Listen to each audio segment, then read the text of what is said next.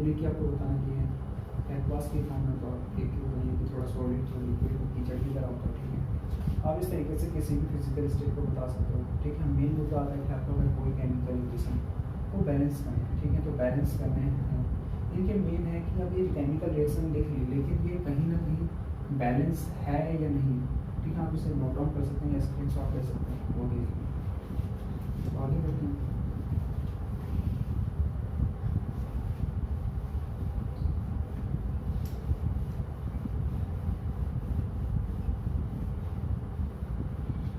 अगर आपको chemical equation को क्या करना है, बैलेंस करना, क्या करना है, बैलेंस। तो आपको बैलेंस करने के लिए फंडा है, हिट एंड ट्रायल मेथड लगा लो जनरली, तो वो ज़्यादा बेस्ट है आपके लिए, हिट एंड ट्रायल मेथड, ठीक है। तो हिट एंड ट्रायल मेथड से मैं आपको सिखाता हूँ कि कैसे हम किसी भी केमिकल इक्वेशन को बैलेंस करते हैं। मान के चलिए आपको जैसे मैंने एग्जाम्पल दे दिया है, मैग्नीशियम और ऑक्सीजन। तो मैग्नीशियम बनाएगा oxide, magnesium oxide, magnesium oxygen के साथ चलकर क्या बनाता है, मैग्नीशियम ऑक्साइड। अब ध्यान से देखो, मैग्नीशियम को और ऑक्सीजन को आपको लेफ्ट हैंड साइड में लिखना है कि आपको लेफ्ट हैंड साइड में कितने एलिमेंट है और राइट हैंड साइड में कितने एलिमेंट है, आपको गिनना, काउंटिंग से गिनना, ऐसा कोई मेथड नहीं है। जैसे फॉर एग्जांपल अगर लेफ्ट हैंड साइड गिने तो मैग्नीशियम 1 है, राइट हैंड साइड पे भी 1 है, ऑक्सीजन यहाँ पे 2 है, यहाँ पे लेकिन 1 है, यानी कि आपको यहाँ पे 2 बनाना है, तो आपको उसे मल्टीप्लाई कर दीजिए ताकि दोनों तरफ बराबर हो। आपको दोबारा से काउंटिंग करके देखना पड़ेगा कि मैग्नीशियम कितना है यहाँ पे 1, लेकिन यहाँ पे कितना है 2 है। फिर से आप क्या कर दीजिए, मल्टीप्लाई कर दीजिए ताकि दोनों तरफ बराबर हो। मैग्नीशियम यहाँ पे 2 है, यहाँ पे मैग्नीशियम क्या है दोबारा। ऑक्सीजन कितना है यहाँ पे 2 है, यहाँ पे भी 2 की मल्टीप्लाई ऑल्सो हो गई, यानी कि ऑक्सीजन कितना हो गया 2। इस तरीके की इक्वेशन को क्या कहते हैं, बैलेंस्ड।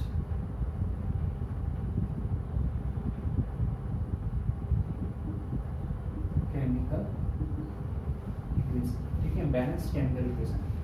जैसे हमने पहले लिखी थी मैग्नीशियम ऑक्सीजन, जब ये बैलेंस नहीं थी, ठीक है, जब ये बैलेंस नहीं थी तो तब हम इसे क्या कहते हैं, स्केलेटल टू केमिकल इक्वेशन। अब आपको क्वेश्चन आएगा कि क्या जरूरत पड़ेगी ऐसे बैलेंस करने की, क्या जरूरत पड़ेगी ऐसी बैलेंस करने की केमिकल इक्वेशन को, जो हम इधर मल्टीप्लाई कर रहे हैं इधर, यानी कि मेन मुद्दा है बैलेंस करने का। आपने क्लास 9 में law of conservation of mass पढ़ा था, नहीं पढ़ा, सुन रहा है ना, तो हाँ, तो सुन रहे हो, ध्यान से सुनना। तो बैलेंस केमिकल इक्वेशन आपने पढ़ी है अगर, तो आपको याद होगा कि हमने chemical law of conservation of mass पढ़ा था। क्या पढ़ा था, law of conservation of mass. क्या बोलता था law of conservation of mass, कि mass can neither be created or destroyed in a chemical reaction, ठीक है। यानी कि mass can neither be created nor be destroyed in a chemical, यानी कि मास को ना तो डिस्ट्रॉय किया जा सकता है ना ही क्रिएट कर जा सकता है किसी भी केमिकल। यानी कि रिएक्शन से पहले और रिएक्शन से बाद जितने भी एलिमेंट है वो क्या रहेंगे, हमेशा काउंटिंग में इनकी बैलेंस रहेंगे, सेम रहेंगे नंबर में। तो इसीलिए हमें लॉ ऑफ कंजर्वेशन ऑफ मास को मेंटेन करने के लिए केमिकल इक्वेशन को कैसा बनाना पड़ता है, स्केलेटल से बैलेंस करना पड़ता है। तो सुन रहे हो तो समझ में आ रहा होगा, नहीं आ रहा तो वेट करो, धीरे धीरे आएगा कि हम कैसे कर रहे हैं बैलेंस।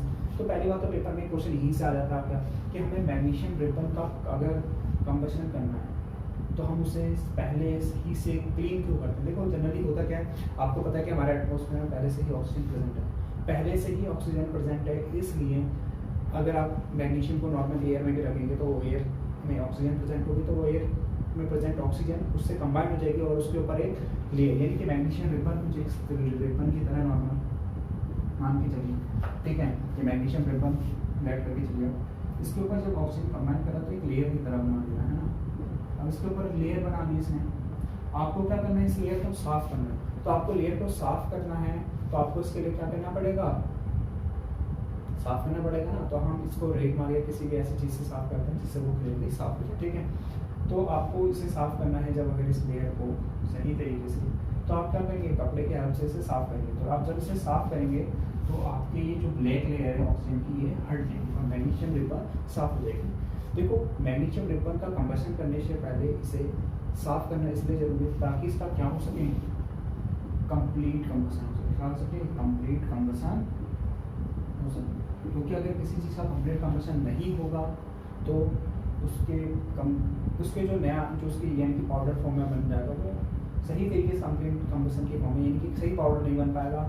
आज से कंप्लीट कंबशन की मेन रीज़न ये कि ताकि उसका कंप्लीट कंबशन हो सके, इसलिए हम उससे क्या करते हैं, पहले साफ़ करते हैं। साफ़ करने के बाद उसकी ऑक्साइड की जो लेयर उसके ऊपर बनी हुई है वो हट जाती है, उसका जिससे कंप्लीट कंबशन होता है। तो आइए हम आगे बढ़ते हैं, केमिकल इक्वेशन को बैलेंस करना सीखते हैं। ठीक है, मेन बात तो यही थी कि मैग्नीशियम जो ये बैलेंस करने का था, ये लॉ ऑफ कंजर्वेशन ऑफ मास को मेंटेन करना था। ठीक है, क्योंकि हर एक चीज़ दूसरे से इंटरकनेक्टेड है, ऐसा नहीं कि हम इसे इग्नोर कर रहे हैं।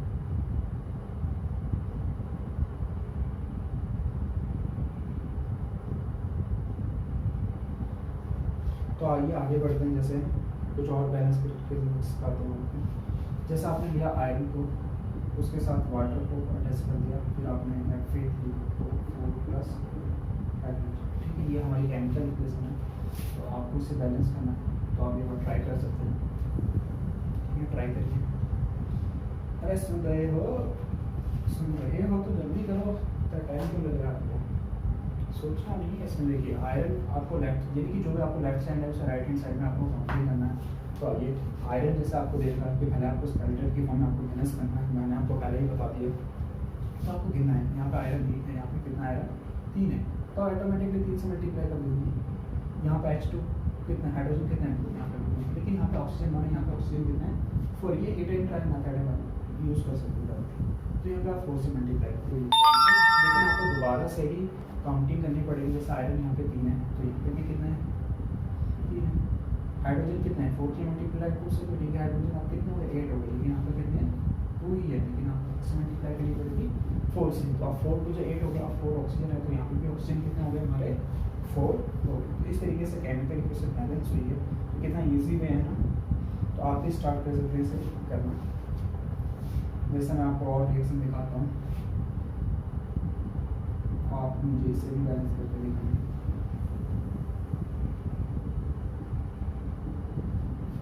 ठीक है, स्टार्ट करेंगे। आपको बस गिनना है, ठीक है।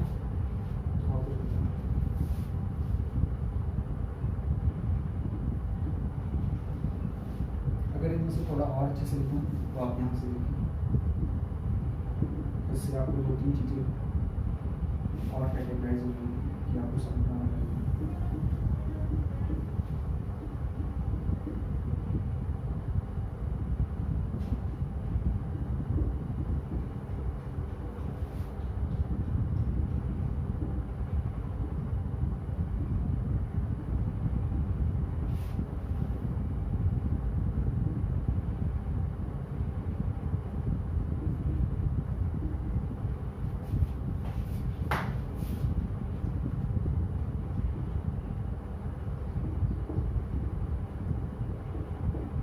ठीक है, तो जैसे यहाँ पे कार्बन मोनोऑक्साइड है, ठीक है, ये गैस की फॉर्म में, यहाँ पे ये इसकी फिजिकल स्टेट को बताता है। हाइड्रोजन यहाँ की गैस के फॉर्म में, और ये CH3OH जो बन रहा है ये किसकी फॉर्म में, इथेनॉल है, मेथनॉल है, तो ये किसकी फॉर्म में, लिक्विड की फॉर्म में। ठीक है, उसकी फिजिकल स्टेट को बता रहा है। और जो इसके ऊपर लिखा हुआ ये एटमॉस्फेरिक प्रेशर है, यानी कि 340 जब एटमॉस्फेरिक प्रेशर होगा, वायु का दाब होगा, तभी ये रिएक्शन होगी। ठीक है, ये प्रेशर को डिनोट कर रहा है।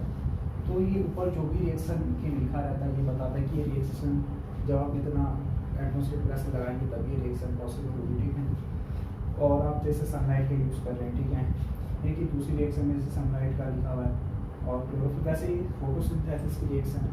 ठीक है, हमने छोटी क्लास में पढ़ी कि फोटोसिंथेसिस प्रोसेस, जिसमें प्लांट्स क्या करते हैं, सनलाइट की हेल्प में CO2 वाटर की वजह से क्या बनाते हैं अपना खाना, तो सनलाइट और की वजह से मतलब प्लांट की लीफ में क्या होता है, क्लोरोप्लास्ट होता है, क्लोरोप्लास्ट इन क्लोरोफिल में, तो वही क्या करता है, हेल्प करता है उस खाने को बनाने में। ठीक है, जिसके कारण ये ग्लूकोज है, याद रखना बहुत इंपॉर्टेंट फॉर्मूला है, C6H12O6, और साथ में ऑक्सीजन निकल रही है यहाँ पे, जिसका यूज़ हम रेस्पिरेशन में करते हैं, और फिर ये वाटर निकल रहा है, ये लिक्विड फॉर्म में, यहाँ पे एक्वास फॉर्म में, एक्वास।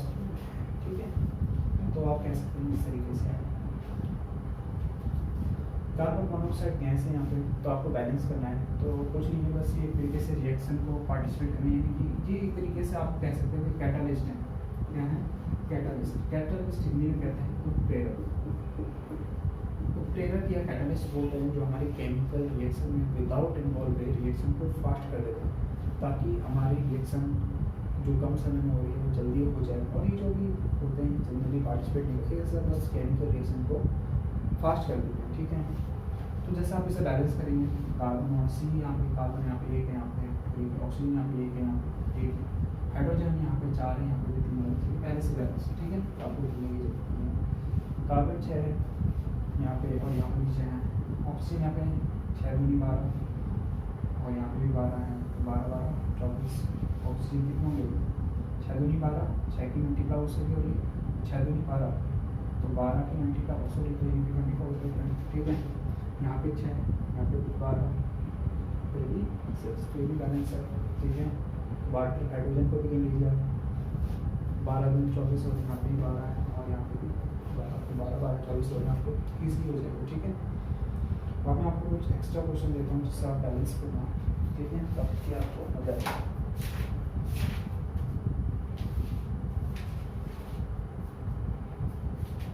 तो मैं आपके लिए बहुत कुछ क्वेश्चन नहीं बनाना पड़ता, आप इसका स्क्रीनशॉट ले लीजिए। ठीक है, ताकि आपको कोई भी प्रॉब्लम हो, क्योंकि इम्पोर्टेंट चैप्टर है, धीरे धीरे हम इसे और बेहतर करेंगे।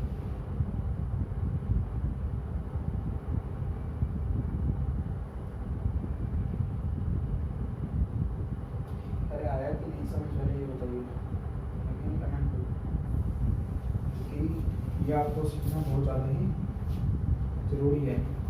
तो आपका एनसीईआरटी का क्वेश्चन नंबर जो एक्सरसाइज का है वो हम करने जाते हैं। ठीक है, तो एक्सरसाइज का क्वेश्चन करने जा रहे हैं। तो आपको केमिकल 6 क्वेश्चन है एक्सरसाइज में। ठीक है, आपको बैलेंस करना है, आपको ध्यान से करना है। HNO3 है, CA कैल्शियम हाइड्रोक्साइड है, कैल्शियम NO3 है, इसको थोड़ा बड़ा लेते हैं, ये ऑक्सीजन है, प्लस वाटर है,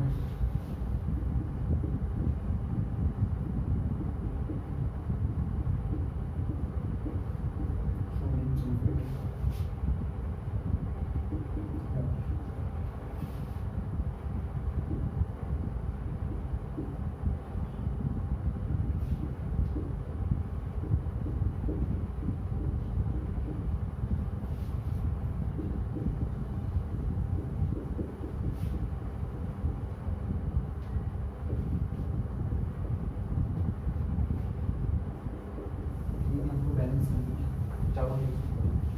स्क्रीनशॉट भी ले सकते हैं, आपको बात देखने की जरूरत है। और ये बढ़ रहा है,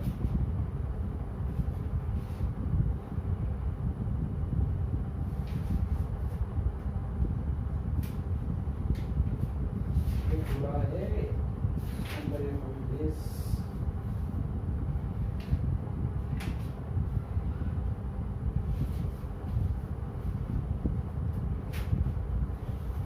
ठीक है, तो आइए बैलेंस करते हैं, बड़ा ही इजी था। हाइड्रोजन 1 है यहाँ पे, हाइड्रोजन यहाँ पे 2 है। जनरली अगर रिएक्शन बड़ी होगी तो हम आपको मैथड लिखा देंगे, एकदम सही से आपको बता देंगे, लेकिन जहाँ पे रिटेड होगा वहाँ पे रिटेड डालना यूज़ करें। हाइड्रोजन 1 यहाँ पे हाइड्रोजन 2। जैसे अगर आपको प्रॉब्लम हो रही है तो आप ऐसे बना सकते हैं कि रिएक्टेंट लिख सकते हैं एक तरफ और एक तरफ प्रोडक्ट। ठीक है, प्रोडक्ट रिएक्टेंट यानी कि लेफ्ट हैंड साइड में और राइट हैंड साइड में, तो यहाँ पे आप सिंबल लिख सकते हैं। जैसे यहाँ पे फॉर एग्जाम्पल हाइड्रोजन है, नाइट्रोजन है, ऑक्सीजन है और कैल्शियम। आप इस तरीके से लिख लीजिए कि कौन कितने हैं। आप अगर ध्यान से देखेंगे कि यहाँ पे हाइड्रोजन कितने 1 है, यहाँ पे 2 और 1 3 लिख लीजिए। नाइट्रोजन 1 लिख लीजिए, ऑक्सीजन कितने 3 और 2 5। तो कैल्शियम कितना है और मतलब कैल्शियम लेफ्ट हैंड साइड में कितना है। देखिए इस 2 का मतलब क्या, 2 का मतलब OC भी होगा, 2 का मतलब SC भी, इसलिए अगर वर्ग लेते हैं H 2 ठीक है, 2 3 5 ठीक। अब प्रोडक्ट को राइट हैंड साइड में कैल्शियम कितना मानिए, इस 2 का मतलब वो N से भी हो रहा है और 2 का मतलब O से भी हो रहा है, यानी कि नाइट्रोजन कितना है हमारे पास 2 है। ऑक्सीजन कितना है 3 2 6, हाइड्रोजन कितना है 2। तो इस तरीके से आपको पहले लिखना है। देखो आपको 3 को 2 बनाना है तो आप सबसे पहले 1 और 2 वाला सिस्टम में लिखिए। 1 1 सेम है सेम का नाइट्रोजन को आपको अगर 1 है 2 है राइट हैंड साइड में आपको बराबर बनाना तो आप यहाँ पे किससे मल्टीप्लाई करेंगे 2 से 2 हो जाएगा। 2 से आप मल्टीप्लाई कर लीजिए, हमेशा आगे की तरफ मल्टीप्लाई करना आगे ना कि कहीं बीच में ऐसे मल्टीप्लाई आगे करना है। अगर आप यहाँ पे 2 से मल्टीप्लाई करेंगे तो नाइट्रोजन कितना हो जाएगा आपका तो बैलेंस हो गया। अब ध्यान से देखो दोबारा से गिनना है आपको। हाइड्रोजन कितना है 2, हाइड्रोजन कितना है 2, यानी कि हाइड्रोजन कितना हो गया 4। आपको अगर 2 को 4 बनाना तो आप किससे मल्टीप्लाई करेंगे यहाँ पे भी 2 2 4 दोबारा से गिनिए 2 यहाँ पे 2 2 2 4 यहाँ पे भी कितना हो गया 4। अब यहाँ पे नाइट्रोजन को देखिए, नाइट्रोजन कितना है यहाँ पे 2 है और यहाँ पे भी कितना है 2 2 2 इक्वल। ऑक्सीजन कितना है 3 दूनी 6 और यहाँ पे 2 8 है ना। दोबारा देखिए 3 दूनी 6 और 2 की मल्टीप्लाई उससे भी हो रही है, ये भी कितना होगा। आप देख रहे हैं कि यहाँ पे भी सेम हो गया और यहाँ पे भी सेम हो गया। इस तरीके से देखिए केमिकल इक्वेशन बैलेंस होगी। ठीक है, सेम काम आपको यहाँ पे भी करना है। अब यहाँ पे डायरेक्टली यहाँ पे कम एलिमेंट है तो आप डायरेक्टली गिन सकते हैं। Na नहीं है यहाँ पे, Na कितना है 2 तो 2 से मल्टीप्लाई कर लीजिए। ऑक्सीजन यहाँ पे 2 है और यहाँ पे कितने हैं 4 तो 4 2 कितना हो गया 6 4 है यहाँ पे। अगर आप 2 से मल्टीप्लाई कर देंगे तो यहाँ पे भी कैसा हो जाएगा 2। दोबारा गिन लीजिए सोडियम कितना है 2, सोडियम कितना है, ऑक्सीजन कितना है 2 यहाँ पे है 4 यहाँ पे तो 4 2 6 यहाँ पे 4 है यहाँ पे कितना है 2 है तो 2 2 4 2 6। ठीक है, सल्फर 1 है, सल्फर 1 है, ऑक्सीजन हो गए सारे बराबर, कोई प्रॉब्लम नहीं। ठीक है, आपके सोडियम कितना 1 है, यहाँ पे भी 1 है, क्लोरीन 1 है, क्लोरीन यहाँ पे भी 1 है, सिल्वर 1 है, यहाँ पे भी 1 है, नाइट्रोजन 1 है, नाइट्रोजन 1 है, ऑक्सीजन तो पहले से ही बैलेंस्ड है। ठीक है, बेरियम क्लोराइड Ba बेरियम की तरफ बराबर है। क्लोरीन यहाँ पे 2 है, क्लोरीन यहाँ पे 1 है, 2 से मल्टीप्लाई कर दीजिए बराबर हो गया। दोबारा नहीं बेरियम 1 है, बेरियम 1 है, क्लोरीन 2 है, क्लोरीन 2 है, हाइड्रोजन कितना है 2 है, वहाँ पे कितना है 2 सही है, सल्फर 1 है, सल्फर ऑक्सीजन। ठीक है, बैलेंस हो गया। तो इस तरीके से हम बैलेंस के टॉपिक को खत्म करते हैं कि केमिकल इक्वेशन को बैलेंस कैसे करना। अगर आपको और भी सीखना है तो आप और भी करके प्रॉब्लम जो आपकी क्वेरी आप नीचे दे सकते हैं। ठीक है, कमेंट्स में, ताकि आपको और भी प्रॉब्लम हो।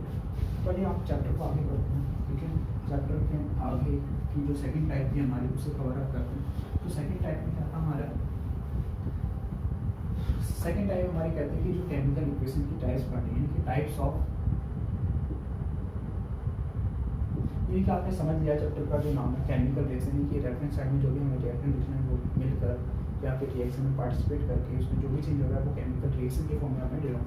और इक्वेशन यानी कि जो रिएक्शन हो रही है हम उसे एलिमेंट्स के सिंबल के द्वारा रिप्रेजेंट करते हैं, वो हमारी क्या है केमिकल इक्वेशन। ठीक है, तो अब हमारा टॉपिक है chemical of types of chemical reaction. ठीक है, तो आपको पहली पढ़नी है कॉम्बिनेशन, यानी कि आपको रासायनिक अभिक्रिया के प्रकार पढ़ने। क्या पढ़ना है, रासायनिक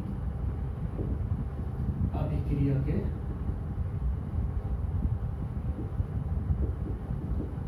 प्रकार। ठीक, कितने प्रकार के, तो पहला आपको वही पढ़नी कॉम्बिनेशन, कॉम्बिनेशन रिएक्शन, जिसको हम हिंदी में कहते हैं कि संयोजन अभिक्रिया। ठीक है, दूसरा है हमारा डिकम्पोजिशन रिएक्शन, शॉर्टकट में मैं लिख देता हूँ, आप पूरा नाम लिखिएगा। वियोजन जैसे हम हिंदी में कहते हैं, या फिर अपघटन अभिक्रिया कह सकते हैं इसे। ठीक है, तीसरा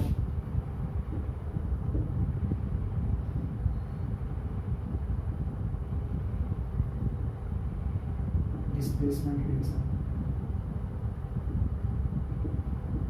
जिसे हम हिंदी में कहते हैं विस्थापन अभिक्रिया।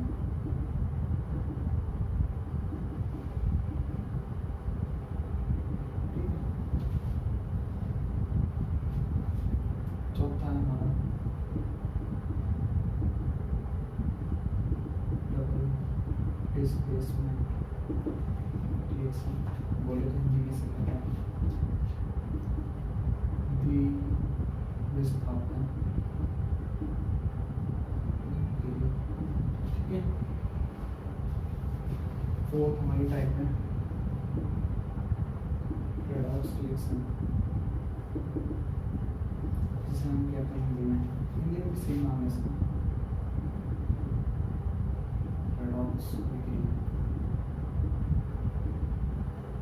ठीक है, रेडॉक्स बिक्रिया 4-5 टाइप की हमें पढ़नी है आपको।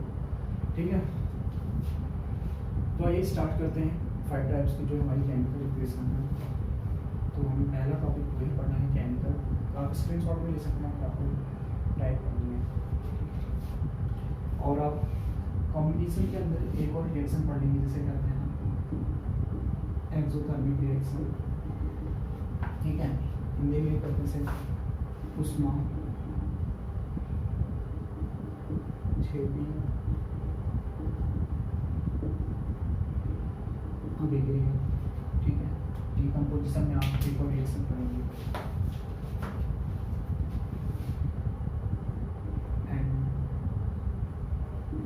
एंडोथर्मिक रिएक्शन, जिसको हम कहते हैं हिंदी में उष्मा शोषी अभिक्रिया।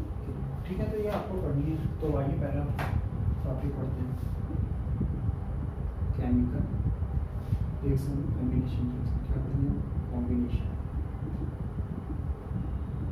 हिंदी में जिसे कहते हैं हम संयोजन अभी। ठीक है, जैसे मान के चलिए आप अगर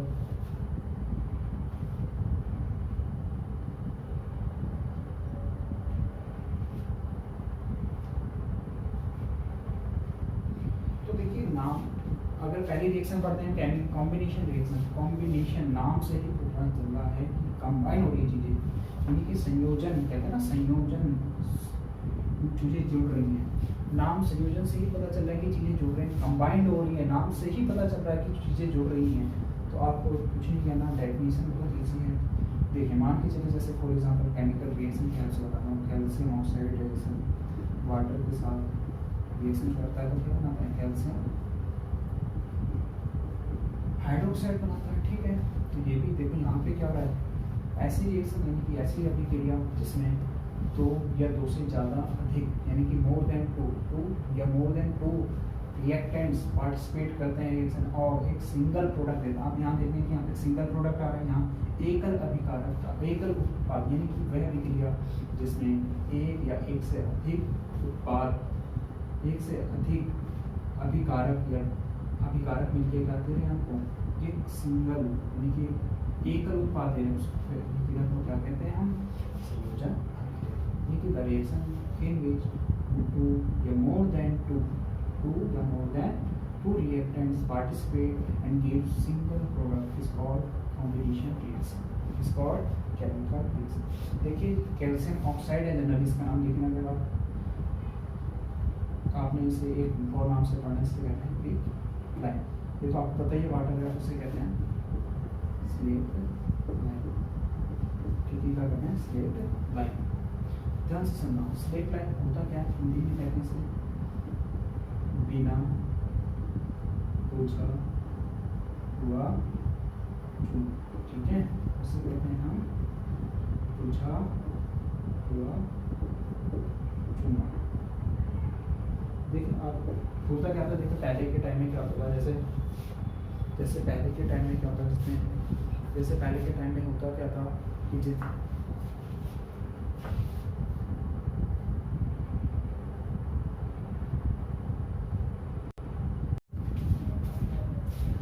तो हम पढ़ रहे थे कि जैसे बुझा हुआ जो चूना है, जैसे होता क्या था कि पहले टाइम में हम सफेदी करते थे घरों में, तो सफेदी करने के लिए हम मार्केट से खरीद के लाते थे जो पाउडर होता था थैले में, यानी कि कट्टे में होता था हमारा कैल्शियम ऑक्साइड, यानी कि जिसे हम कहते थे बिना बुझा हुआ चूना। बिना बुझा हुआ चूना यानी कि जिसमें पानी नहीं मिला हुआ, पानी ऐड नहीं, उसे इंग्लिश में कहते हैं क्विक लाइन। वैसे इसका केमिकल नाम क्या है, कैल्शियम ऑक्साइड।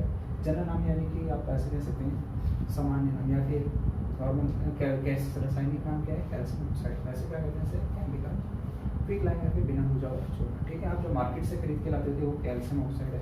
फिर आप क्या करते थे, इसमें वाटर ऐड करते थे। तो वाटर ऐड करने पे क्या होता था, जैसे होता क्या था ना कि हम रात अगर हम समय सफेदी करनी होती थी जैसे अगले दिन, तो हम रात को ही इसे पानी में भिगो के रखते थे। जो हम मार्केट से चूना खरीद के लाते थे जो बिना बुझा हुआ चूना होता था यानी कि क्विक लाइन होता था, उसे हम रात को ही पानी में भिगो। तो पानी में रात में भिगोने का मेन कारण ये था क्योंकि इस रिएक्शन में क्या होती थी, बहुत ज़्यादा अमाउंट में हीट निकलती थी। क्या निकलती थी? बहुत ज़्यादा अमाउंट में हीट निकलती थी। अगर वो हीट तुम उसमें हाथ डाल दोगे तो तुम्हारे हाथ पे छाले पड़ सकते थे, हाथ, ठीक है, तो छाले टाइप पड़ जाते थे, यानी कि थोड़ा जला हुआ टाइप हो जाता था, ठीक है।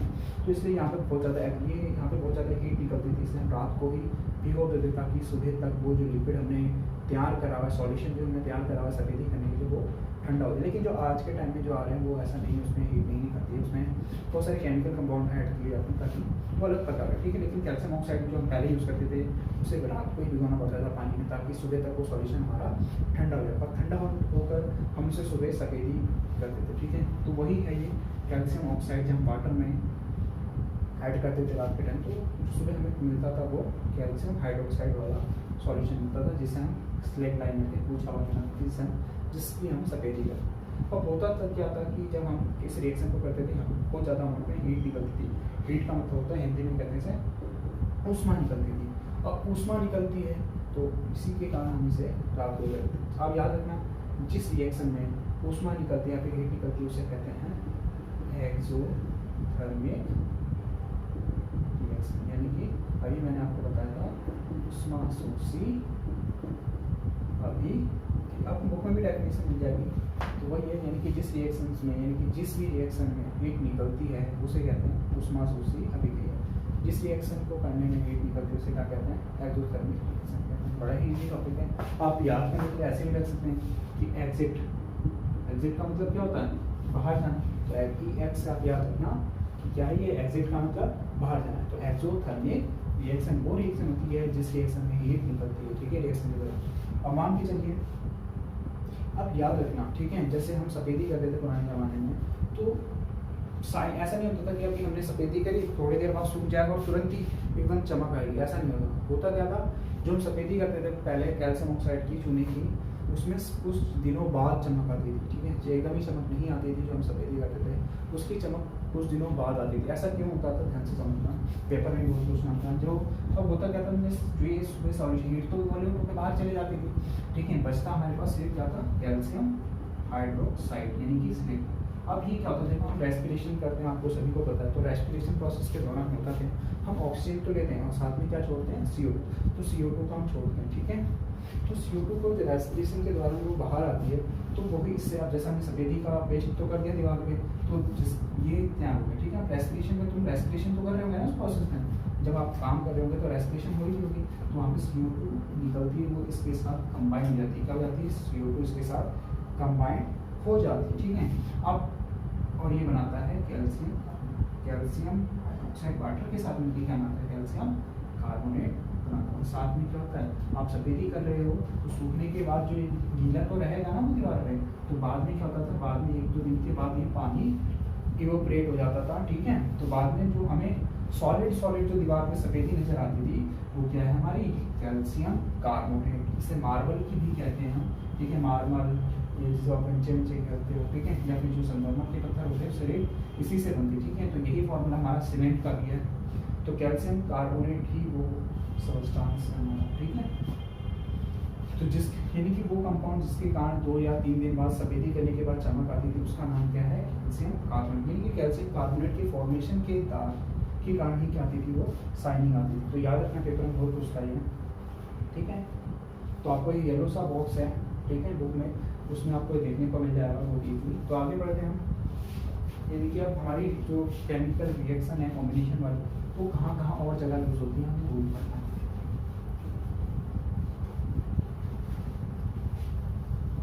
आप स्क्रीनशॉट ले लिया है कि नहीं?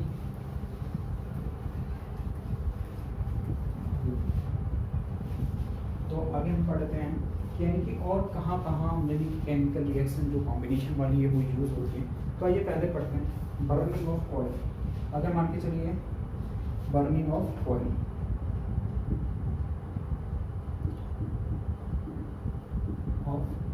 यानी कि फिर कोयले का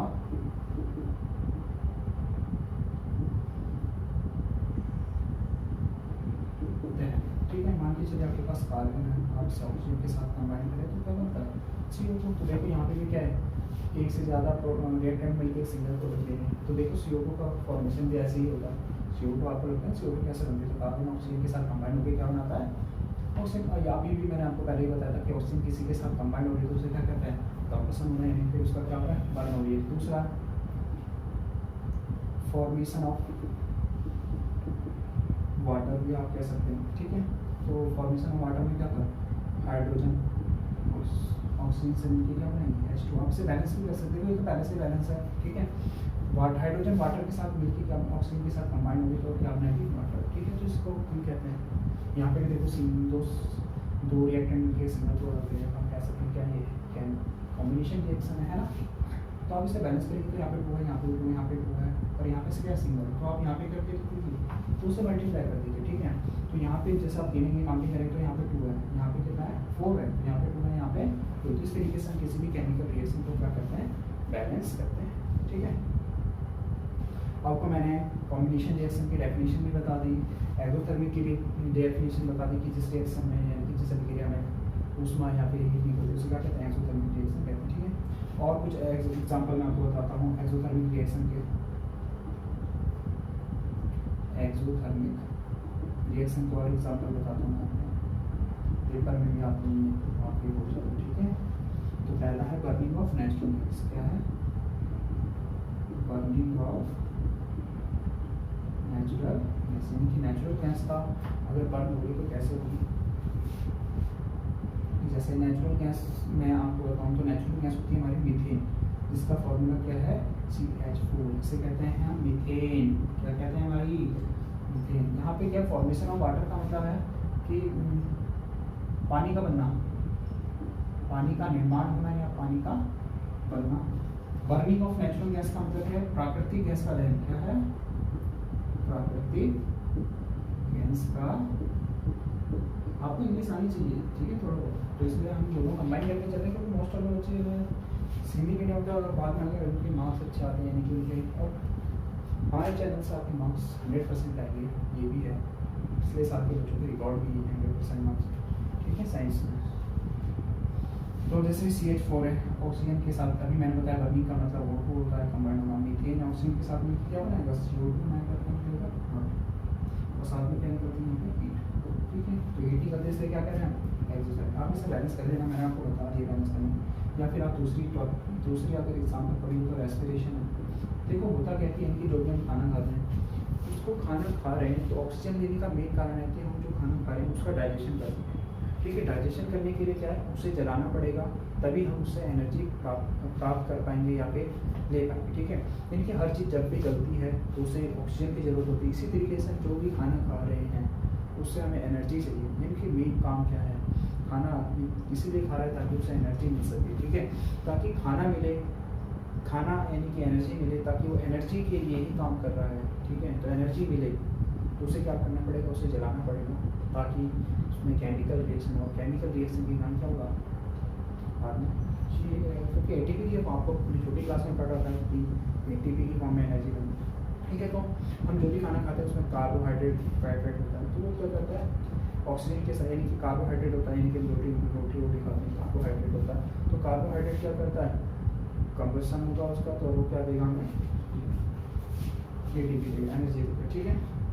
देखो होता है कि हमारे कार्बोहाइड्रेट में क्या होता है ग्लूकोज होता है, ग्लूकोज का फॉर्मूला आपको ही मैंने बताया था C6H12O6, और ये क्या करता है हमारा ऑक्सीजन के साथ कंबाइन होता है। बैलेंस आपको नहीं करना, मैंने आपको बता दिया 612H2O, तो साथ में क्या निकलती है एनर्जी, ठीक है। तो देखिए इस ये रेस्पिरेशन रिएक्शन है, रेस्पिरेशन वाली रिएक्शन की कैटेगरी है, ठीक है।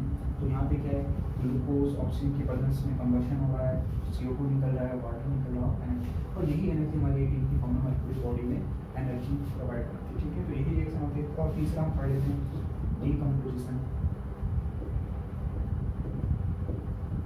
ऑफ वेजिटेबल मैटर, ठीक है। वेजिटेबल मैटर जो होते हैं हमारे उनका डीकम्पोजिशन। अब देखो जो भी हम सब्जियां काटते हैं उनका जो वेस्ट मटेरियल होता है, अब अगर वो पूरा फेंक देते हैं तो जो जितने भी बैक्टीरिया हैं वो उसे क्या कर देते हैं खा लेते हैं, और वेस्ट मटेरियल निकालते हैं, यानी कि उसे खा करके आप बना कर डिकम्पोज कर देते हैं। वो भी यही करते हैं कि एक यहाँ पे भी, क्योंकि जो वो डिकम्पोज करते हैं बैक्टीरिया, ठीक है, वेजिटेबल मैटर को, तो वहाँ पे भी सेम प्रोसेस होती है, वहाँ पे भी ठीक है हीट नहीं होती, तो इसलिए इसे भी एक्सोथर्मिक रिएक्शन कहते हैं। तो आइए हम आगे बढ़ते हैं केमिकल रिएक्शन की, जो हमारी नेक्स्ट टाइप है, जिसे हम कहते हैं डिकम्पोजिशन रिएक्शन। सेकेंड टाइप है हमारी डिकम्पोजिशन रिएक्शन, ठीक है। तो डिकम्पोजिशन रिएक्शन को हिंदी में कहते हैं हम विस्थापन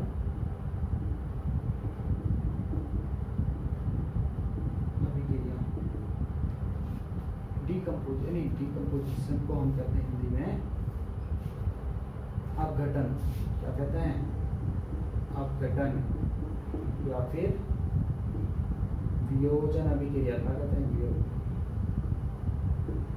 ठीक है। तो डिकम्पोजिशन नाम से ही पता चल रहा है डिकम्पोज हो रही है चीजें, तो डिकम्पोजिशन रिएक्शन में अपघटन या फिर वियोजन अभिक्रिया, ठीक है। अब देखो होता क्या है, ये अपोजिट एक तरीके की, वहाँ पे क्या होता था कि दो सिंगल प्रोडक्ट कंबाइन होकर, यानी कि एक या दो से अधिक, यानी कि दो से ज़्यादा मिलकर रिएक्टेंट एक सिंगल प्रोडक्ट होते हैं। तो सेम यहाँ पे इसका अपोजिट होता है, यहाँ पे क्या होता है, एक सिंगल रिएक्टेंट बहुत सारे प्रोडक्ट मिलते हैं। जैसे मैं आपको एक लेड नाइट्रेट का एग्जाम्पल,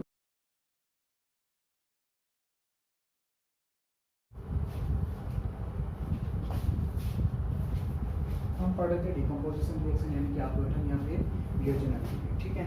तो मान के चलते हैं, आगे बढ़ते हैं।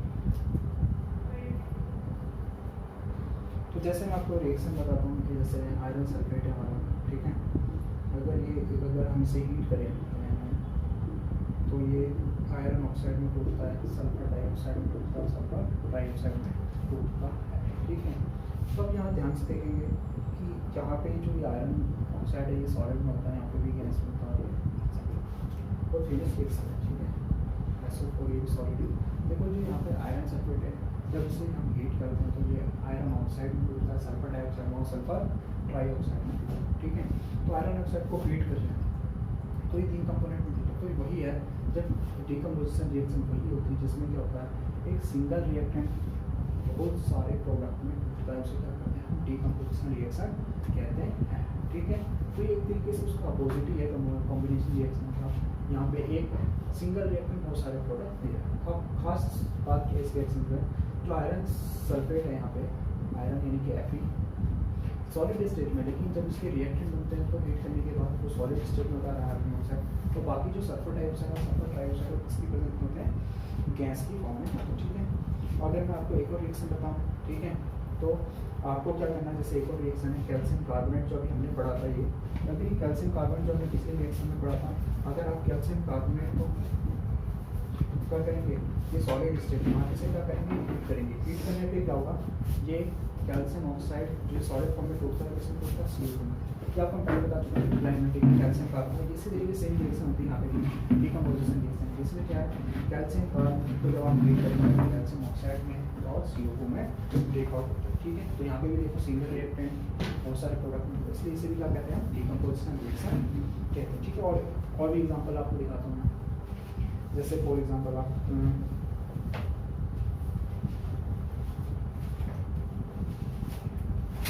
जैसे अब याद रखना, यहाँ पे देख रहे हो कि आपको बार बार में रिएक्शन में हीट देनी पड़ती है, अब देख रहे हैं आपको बार बार रिएक्शन में हीट देनी पड़ रही है ना ब्रेक करने के लिए। अब देखो होता क्या है कि डिकम्पोजिशन रिएक्शन को कराने के लिए, अब देखो जिस भी रिएक्शन में, पहली बात है जिस भी रिएक्शन हीट देनी पड़ रही है उसे कहते हैं हम एंडो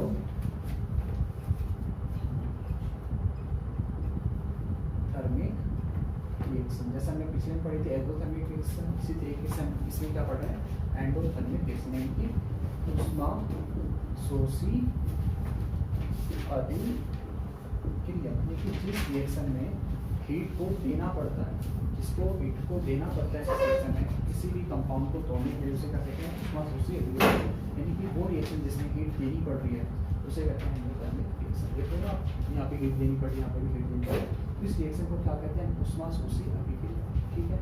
अब याद रखें डिकम्पोजिशन रिएक्शन को कराने के तीन तरीके, कितने मेथड है, तीन मेथड है, बहुत ज़्यादा आता है पेपर में, ध्यान से समझ लेना तुम, ठीक है, ध्यान से समझ लेना। डिकम्पोजिशन रिएक्शन तीन तरीके से होती है, या तो आप हीट की हेल्प से कराओ, जैसे हमने तो एग्जांपल पढ़ी होगी हीट से रिलेटेड पे, या फिर आप इसे इलेक्ट्रिसिटी की हेल्प से करा सकते हैं, ठीक है, या फिर आप इसको सनलाइट की वजह से करा सकते हैं, ठीक है।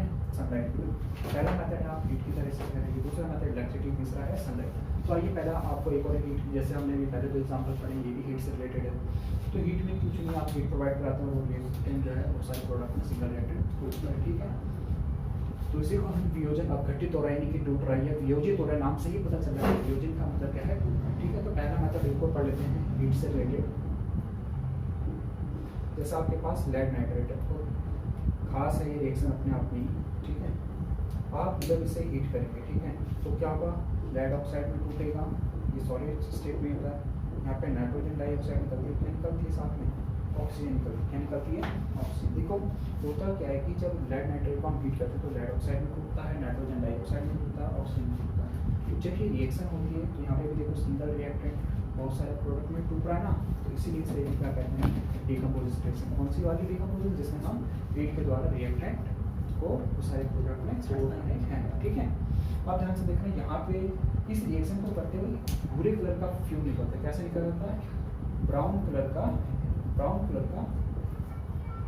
फ्यूम्स निकलता है, क्या निकलता है, फ्यूम्स, बोले तो धुआं निकलता है, क्या निकलता है, धुआं, भूरे रंग का धुआं।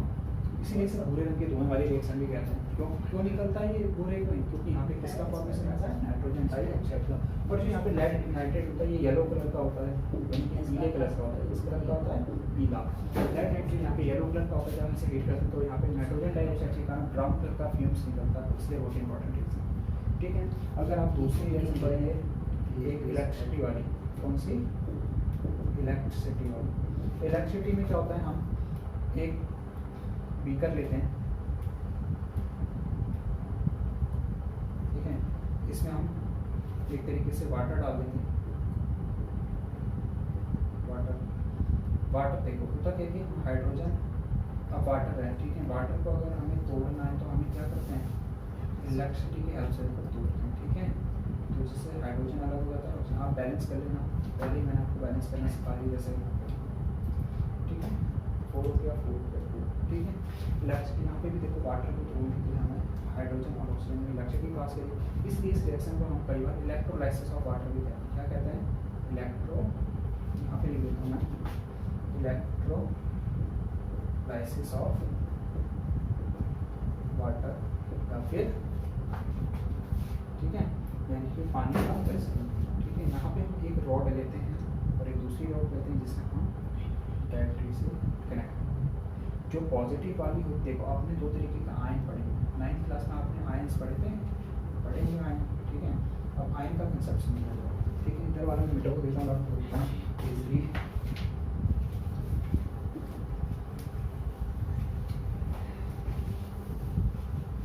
इधर मैं आपको देता हूँ, यहीं पे आपको आयन का कंसेप्ट समझा देता हूँ, क्योंकि आयन वाला कंसेप्ट बहुत ज़्यादा इम्पोर्टेंट है, यहाँ पे हर चैप्टर में काम आता है।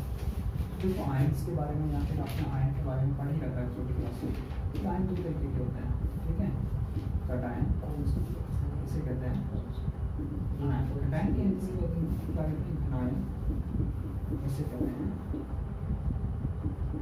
ऋणायन। कैटायन के ऊपर पॉजिटिव चार्ज होता है, नेगेटिव जैसे, ठीक है, जैसा आपने NaCl का नाम सुना था, अगर आप इसे तोड़ेंगे तो Na+ में और Cl, तो यहाँ पे कैटायन कौन है, Na+ और अनायन कौन है, Cl-, ठीक है। तो कहने का मतलब मेरा क्या है, जिसके ऊपर पॉजिटिव चार्ज हो कैटायन, जिसके ऊपर नेगेटिव चार्ज हो अनायन।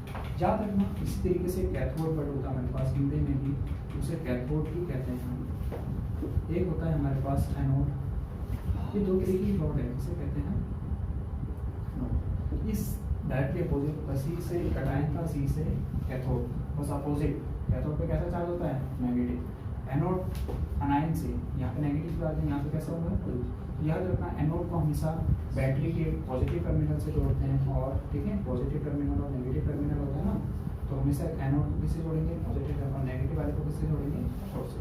तो सेम काम जब हम इलेक्ट्रोलाइसिस ऑफ वाटर करते हैं तो बीकर लेते हैं, बीकर में एक एनोड लगाते हैं, एक एनोड बैटरी के पॉजिटिव टर्मिनल से इसे जोड़ेंगे हम एनोड को नेगेटिव से, यानी कि जो कौन सी रॉड है, ये कौन सी आपकी एनोड, और हम इसमें क्या डालेंगे, वाटर। तो यहाँ पे कौन सी प्रोसेस होगी, इलेक्ट्रोलाइसिस ऑफ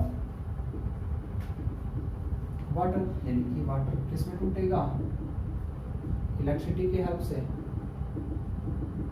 हाइड्रोजन और तो ये भी देखो यहाँ पे भी सिंगल रिएक्टेंट बहुत सारे प्रोडक्ट में टूट रहा है, इसलिए इसे भी क्या कहते हैं हम, डिकम्पोजिशन रिएक्शन। लेकिन कौन सी वाली है, इलेक्ट्रिसिटी वाली, ठीक है, समझ में आ रहा होगा आपको, ठीक है।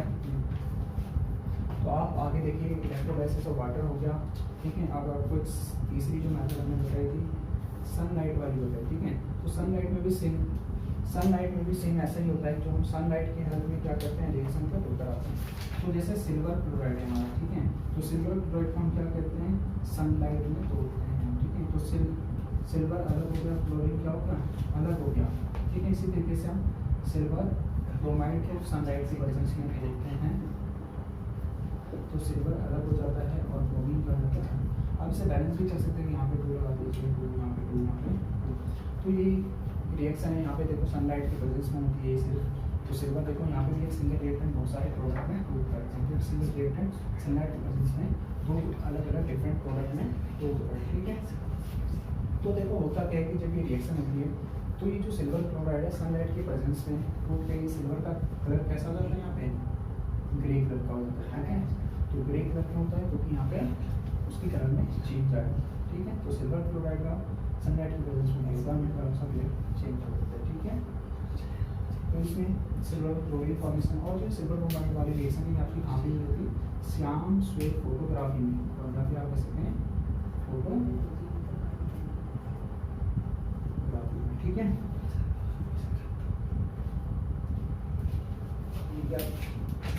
यानी क्या इसे क्या कह सकते हैं कि ब्लैक एंड व्हाइट फोटोग्राफी, किसमें, ब्लैक एंड वाइट फोटोग्राफी, ठीक है। श्याम श्वेत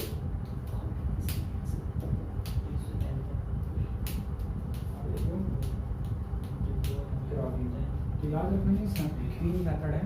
तो हमारे यहाँ पे 3 हमने आज क्या क्या पढ़ा, सबसे पहले हमने केमिकल रिएक्शन क्या होती है, किस तरीके के चेंजेस होते हैं ये पढ़ा, और उसके बाद हमने टाइप किस तरीके से हम केमिकल रिएक्शन को बैलेंस करते हैं, और उसके बाद हमने क्या पढ़ा कि सनलाइट यानी कि अलग अलग रिएक्शंस के टाइप्स पढ़े, एक्वा सॉल्यूशन से रिलेटेड यानी कि बैलेंस करना सीखा, और फिर उसके बारे में हमने क्या पढ़ा कि इसमें फिजिकल स्टेट को किस तरीके से रिप्रेजेंट करते हैं, कैटालिस्ट कैसे रिप्रेजेंट करते हैं, टेम्परेचर के द्वारा भी। उसके द्वारा हमने फिर टाइप ऑफ केमिकल रिएक्शन पढ़ी, ठीक है। टाइप ऑफ केमिकल रिएक्शन पढ़ने पे क्या हुआ, हमने उसके बाद पहले